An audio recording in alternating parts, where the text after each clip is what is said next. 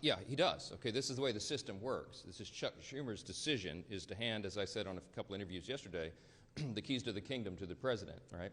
He has put himself in that situation, and it's completely unnecessary. The president takes no pleasure in this. The president did not want a shutdown. I'm telling you this from my own testimony. I was in the Oval Office. He pleaded with Chuck Schumer and Hakeem Jeffries to do the right thing.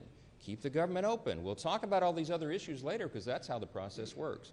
But failing that, because they have decided to vote to shut the government down, they have now effectively turned off the legislative branch, the Article 2 branch of, or the Article 1, sorry, the Article 1 branch of our government, and they've turned it over to the executive, okay? So in that situation, when Congress turns off the funding and the funding runs out, it is up to the Commander-in-Chief, the President of the United States, to determine how those resources will be spent. He has that responsibility given to him by the Democrats in the Senate. They can't complain about it, and he doesn't want to do it. But in this scenario, what they have to do is make very difficult decisions. Most of the responsibility falls to Russ Vought. He's the director of the Office of Management and Budget, as you know. Whomever is seated in the chair at OMB during a shutdown has to do the same thing. Russ does this reluctantly.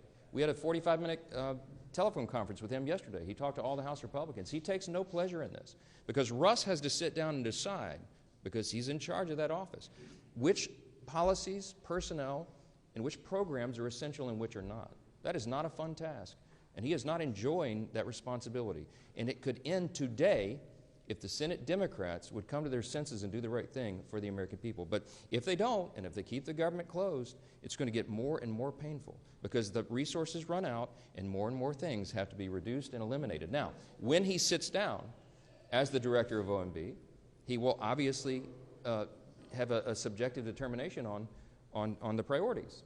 And what do you think he would do? Because what would any OMB director do under any president? They're going to look to see for the administration's priorities first and ensure that those are funded. And so those are some very serious determinations that have to be made.